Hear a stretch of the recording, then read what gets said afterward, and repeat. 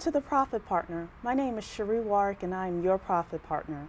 At the Profit Partner, we help entrepreneurs grow six-figure businesses and beyond and generate revenues for themselves and for their families. Today we're going to talk about event planning, promoting your business, and how you can use the power of an event in order to catapult the results and generate revenues for your business. I'm very proud to welcome our special guest, Rissycat Okadei of Little Sosa Productions. Welcome. Thank you. Thank you. I'm so glad to be here. Now I know your formal name is Rissycat, yes. But you said that we could call you Cat. Absolutely. Absolutely. You can call me Cat. Fantastic. Tell us a little bit about yourself. I'm an event planner and an artist manager, but Little Sosa Productions has been in existence since September 2001. So we're going to be on our 6th year this September, and we focus primarily on personal planning, special event planning, and planning for trade associations and small businesses. Yeah. Now you have a very interesting background as far as how you get started with event planning. Why don't you tell the public about that? I started as a student at University of Maryland in College Park. I was what is a projectionist. I used to actually run the films for the theater and worked in the Office of Campus Programs, and there just weren't enough events happening that I thought were interesting enough. So I decided to just do my own thing, and besides that I was also a dancer in the African dance group. So that's very entrepreneurial. Yeah, to do right. We're very much leaders and drivers. Absolutely. And I decided to do a Black Film Festival. That was my first sort of non-dance related event. I just didn't see that there was enough being done for Black History Month. So I was like, I'll do a film festival, and got the funding and did it, and it was actually one of the best events they'd had that year. Wow. So it was it sort of whet my appetite for event planning, and ever since then it's just been, I love it. Well, tell us a little bit more about some of the events that a small business owner can have in order to promote themselves. Okay. It is very important, I think, that small businesses engage in some sort of event planning, even if it's an annual company picnic, because you have to be able to reach out and touch your clients and your customers and your employees and your staff. So I think the easiest thing to do is to do a happy hour. Call up a venue, find out where your target audience is, tell everybody, hey, we're going to meet down here. Make sure there's some business cards to pass around, and just let people know that you are the person that organized it. That's the easiest thing to do. It doesn't cost you much outside of time and maybe some promotional material. And it's really, really convenient. Most people will go to a happy hour right after work. So if you did something from 6 to 8, it's a nice way for people to get a chance to meet you and understand what it is that you do. And that's usually where I tell people to start. Just something that small. And they can meet each other too. Yes. And networking is so important in small businesses. Networking is very important, but it's very important that if you're doing a networking event, that everyone there knows that you are the business that's responsible for it. And how can we show as small business owners? What are some of the things that we would do to show that? I'm very big on corporate branding. As a business owner, you should have a logo and a color scheme that is specific to your company.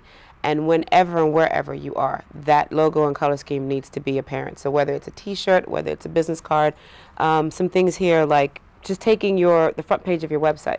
Yes, this is the Profit Partner website, ladies and gentlemen. Putting it in a sign holder so that when you walk in, there is information on the sponsoring organization. Here's another one. I don't know if you guys will be able to see this, but doing an event and creating a watermark so that your logo is always a part of the information. You want people to remember who you are. And when I went to your website, I have to say the color scheme is amazing. It's very, very warm, and I think it's unforgettable. So that if I were to do an event based around Profit Partners, I have a great color scheme to work from, and it would be the center of what the event was about. So I should say very much thank you to my website designer and graphic artist, Emily. Absolutely. I'll give you a shout out right now to Emily. And basically you would take I would take your color scheme and green. And your teal and green. And I would create things like, centerpieces that use those flowers as colors.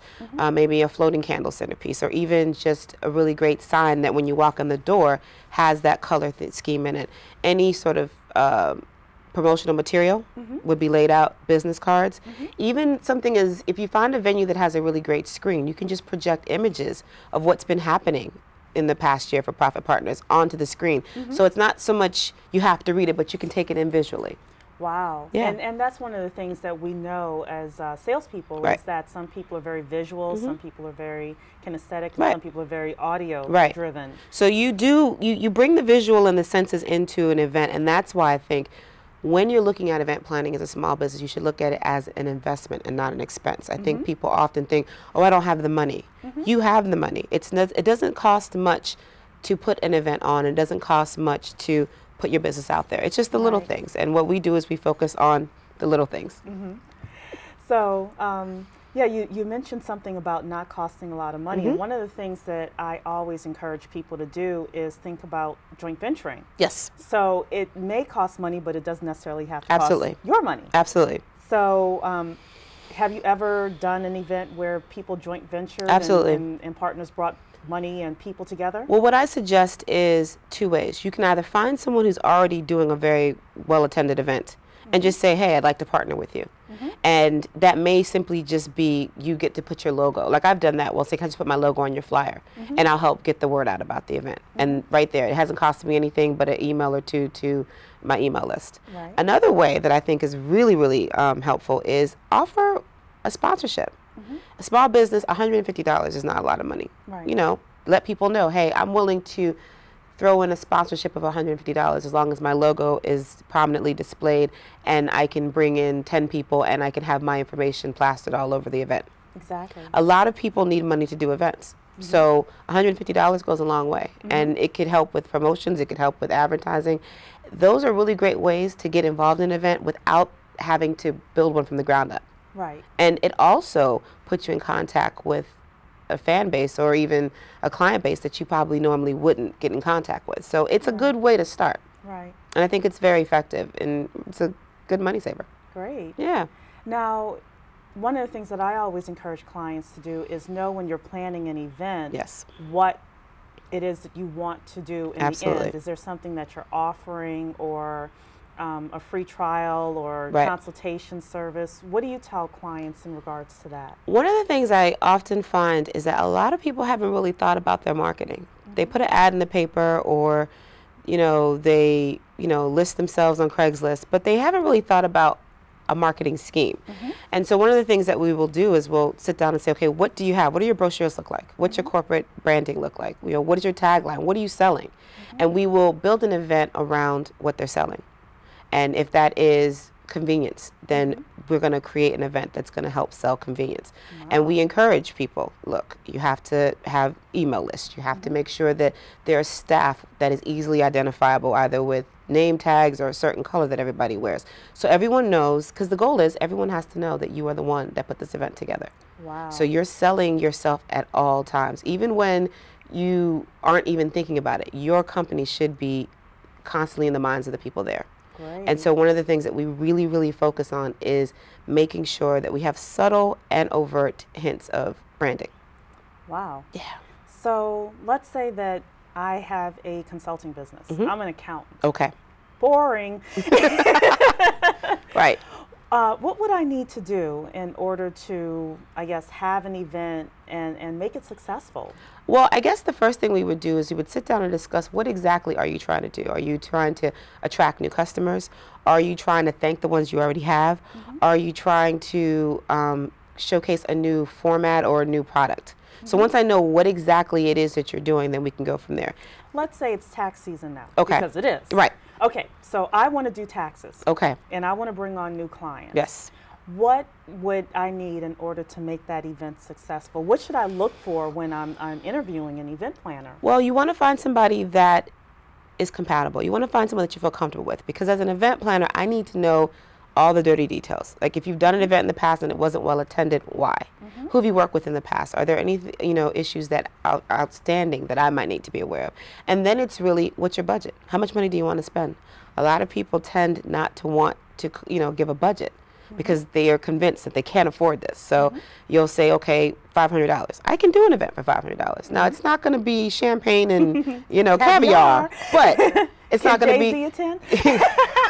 But it's not going to be tater tots and fish sticks either. I mean, there's a way to make things happen. So for an accountant, I might say, hey, how about you host a happy hour and you give people a free, if you bring your taxes to the happy hour, we'll set up a room and we'll do the taxes for maybe 20% off than we normally would.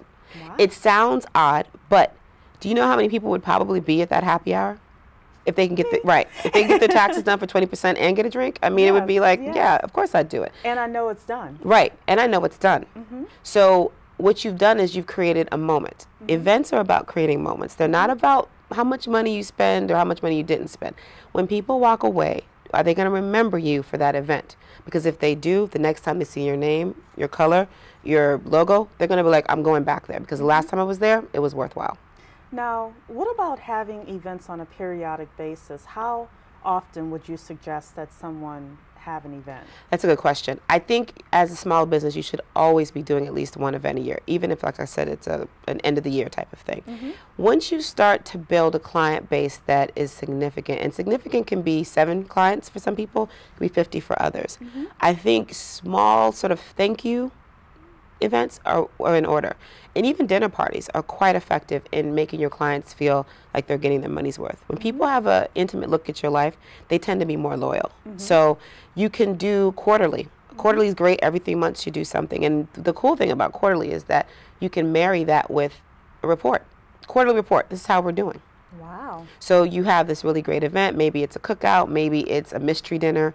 And at the same time, people get to walk away with a gift bag that includes a quarterly report that shows just how well the company's doing. So it really depends on how much you want to stay in contact and what else you're doing. If you have a monthly newsletter, then maybe a quarterly event's fine. If you don't stay in constant contact, maybe, you know, you want to beef it up to a monthly happy hour, just a way to keep, you know, to check in. I think what happens is people get a certain number of clients and they decide, oh, okay, I can just focus on these clients. But events are a great way to attract new clients. And so it's never, there's nothing wrong with doing something at least on a monthly basis if you can do that. And if I not, would tell anybody as a profit partner, always keep your marketing funnel full, ladies and gentlemen. Good point. Always, always, always, because you never know when you're going to lose a client. It's true. And you always want to have backups. Absolutely. Now, talking about food, it got me thinking about catering and demonstrations. And the first person that comes to my mind is Cheree. Yes. And how she's built her empire. How can someone maybe do, instead of just having a happy hour, do some sort of a cooking demonstration? I've heard of that before where people do things like that. Really, when you start traveling into odd venues or trying to create venues or spaces or events out of raw space, you are looking into paying more money. A cooking demonstration is absolutely possible, but depending on what you're cooking, you need access to a stove and things of that nature. So it could easily be, you know, talking to a restaurant and saying, hey, we'd like to rent out the kitchen. Now, depending on their price, depending on how comfortable they are with that, it's quite possible. You can also look at culinary schools. There are a lot of really great spaces that will rent out their space after business hours that you can, you know, or you can host things. And there are a lot of different make their spaces to whatever you need. So you can do whatever you want. It's just how large is your imagination and how much money do you want to spend. So it doesn't have to be your money. It doesn't have to be your money. You just have to have access to it. Sponsorships, you can talk to companies, especially if it's a cooking demonstration. Maybe you talk to Tefal and you say, hey, we're bringing in a Cheree as a way to, you know, present something. They'll probably give you those pots for free because, you know, she's a celebrity. So it's about being creative. Great. It's about being creative. Now, tell us about an event that you put on that was just very successful. People remembered, business came from it. I think recently we did a night spa, which was a very well received event. Easy Street with WKYS 93.9 FM in DC has this event that he's calling the New Groove Social, and it's an attempt to introduce mainstream public to independent artistry and what is considered quote-unquote progressive music. And he wanted to have an element that was just a little different, that pushed the progressive envelope a little. And he said, incense. I feel like there needs to be incense there. I said, well, what about a night spa? So one of the things we did is we coordinated this amazing night spa on the second level of the venue that included reflexology, therapeutic massage, Reiki massage. We had organic teas sampled throughout the night, and henna, as well as makeup. Wow. So you could actually go upstairs and see the great Evelyn over there. And if you wanted to work on your day look, she would give you a day look. If you wanted to Just work to on let everyone know, Evelyn is like the makeup artist. she is a makeup artist. Bando so faces. Someone says, who's Evelyn? Yeah, that's Evelyn. So you could go to each of these, you know, you got a gift bag that, you know, ticked off a service of massage. And then you had a chance to, you know, taste organic teas, green teas, black teas. It was a very holistic event. And the responses that we got were ridiculous. People were just over the moon about it. They loved the gift bags, which featured natural soap samples as well as incense. And then even Easy Street, who, you know, was the person that we did this for, he was stunned. He's like, I've been talking about this, and I didn't even know that this was possible.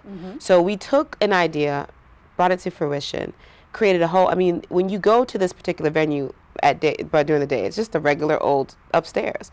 By the time we were done with it, it looked like a spa. Wow. Yeah. And he got a lot of great responses from it, and I think it really helped get the message out, because his point is, I want people to understand what it is that I'm doing. I'm not just talking about music, I'm talking about branded the entire thing as a partner, and it was really, really successful. Fantastic. And I think we're going to see a really nice return in the next one in terms of people coming, because people who missed it, like emails, I heard it was, yeah, you missed it.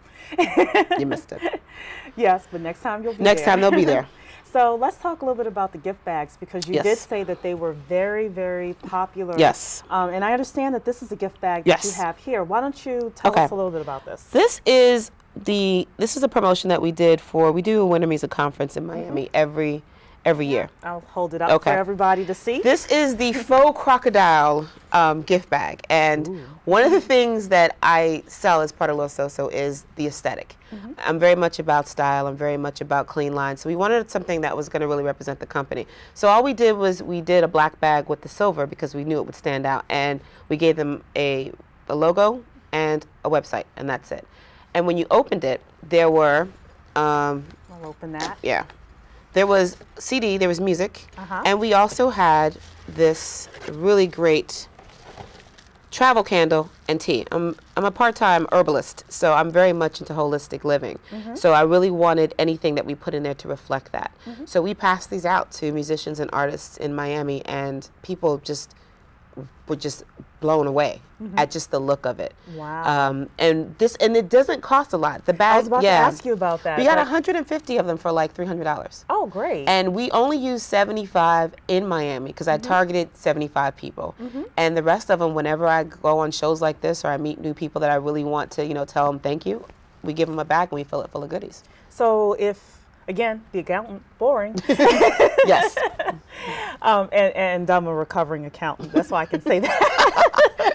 But for accountants, this is something where if you do someone's taxes, they wouldn't be expecting. They will just expect their taxes. So why not give them something you can do something small. This is a little sachet bag. You can stick, you know, the materials or whatever it is you want to give. And what I say with gift bags is, one, people are never expecting them. They're always touched, and they never forget that you gave them a gift bag. So it can be something small, and you know, do something simple as putting a label with your logo on it. And it can be small items, a little tea, a candle, some, you know, popcorn, whatever it is that you really want. You know, you want people to walk away feel like, wow, I got a gift. You know, I got my taxes done, and I got a gift. You know, it's going to impress people. And now I can relax at home because my taxes are done. And when you drink that tea and you burn that candle, you're going to think of your tax man. And the next time somebody says, hey, do you know a good tax man?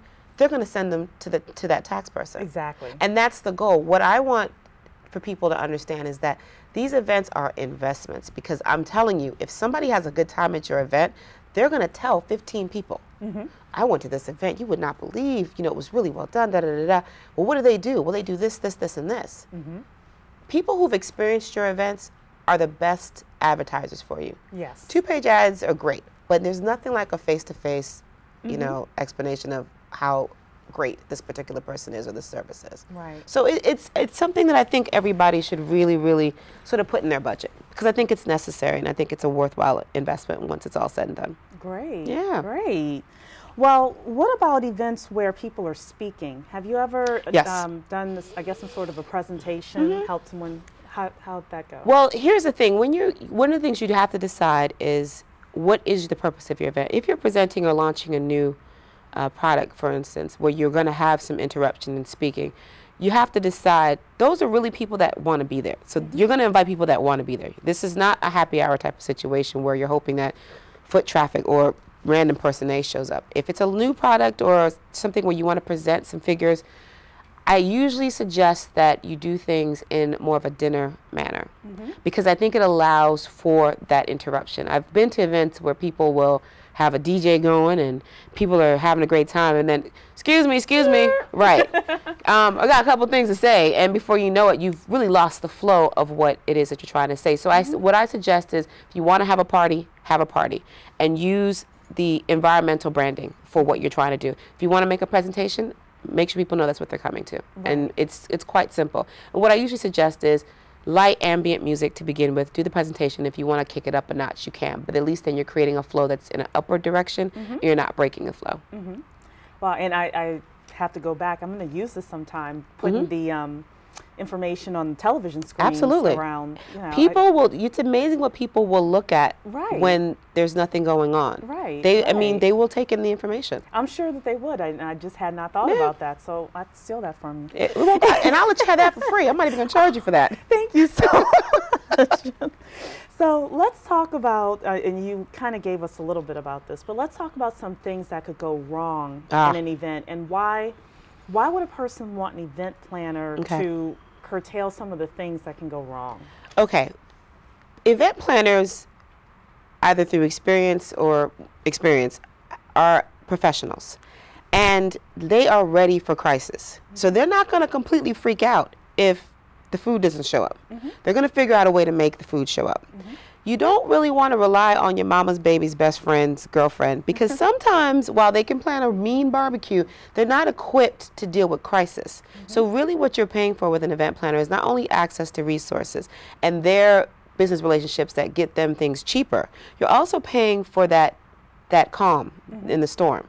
And so some of the things that go wrong, I think the biggest thing is people don't budget. They don't really put money aside for this event. And they say, oh, just go ahead and do it. And, you know, they expected to spend $500. They end up spending $2,500 and they're upset. I think another thing is they don't give themselves enough time. And how much time is I usually recommend 2 months. 1 month to plan, 1 month to promote. Okay. That's my, you know. No matter how large the event? No matter how large or how small the event. Okay. Because you never know. You know, the weather could take a sudden turn and you may need to cancel, or you may get an opportunity to bring in a bigger dignitary than you thought, and you have time to reshuffle and send out updates. So if you give yourself a month to plan, by the end of that first month you really have an idea of what your event's going to be about, where it's going to be. You solidify the venue, you solidify the food if there is any, and the people that you want to be there are yes or no. Then a month out to promote it or to let people know about it, depending on your business. If you're an accountant, you might need a month because their calendars fill up. Right. Or if you're in the entertainment field, a week is enough because people don't write things in their calendars. It's like, okay, I'm going to go that. So you do have to know your business, but I tend to say 1 month to plan, 1 month to promote, and I think that's usually good enough time. Okay. All right then. Any other tips that you want to relate to the public in regards to event planning? Don't underestimate the power of a good planner. I think people really think that planning is easy, and it's not. And there's something about turning over that element to a professional. You don't go to your accountant to make your clothes. So, you know, get somebody who knows how to do the event to really do the event, because then you've created an opportunity to create a moment and a memory. And if you have a memory, you have customers that will keep coming back over and over again. Right. And I have to say, a poor event that's planned is memorable. It's very memorable. And people will talk about you, and they will business. Yes, and they will be less likely to come to the next one. So you do just want to, the first time around, do it right. Get somebody to help you. Yes, absolutely. So if the public wants to get in touch with you, we're going to have people all over the world watching this. Absolutely. We're going global. Oh, the company Los Sosa's going global? Oh, we're going to go global. Okay. We'll be right there with you. Don't worry. All right, then. We're going to hang out. Well, we'll be like Paris Hilton, flying from here Paris to here to New York Absolutely. to Vegas. Absolutely. 3 birthday parties. That's right. Absolutely. How can someone get in touch with you? My website is www.lilsoso.com or info@lilsoso.com. I'm easily accessible. I'm a big technology fiend, so I'm always on email. You can always catch me there. Great. Thank you so much. Fantastic. Thank you so much, and you have a wonderful You and too. prosperous day. And to all of my guests, thank you so much for tuning into the Profit Partner.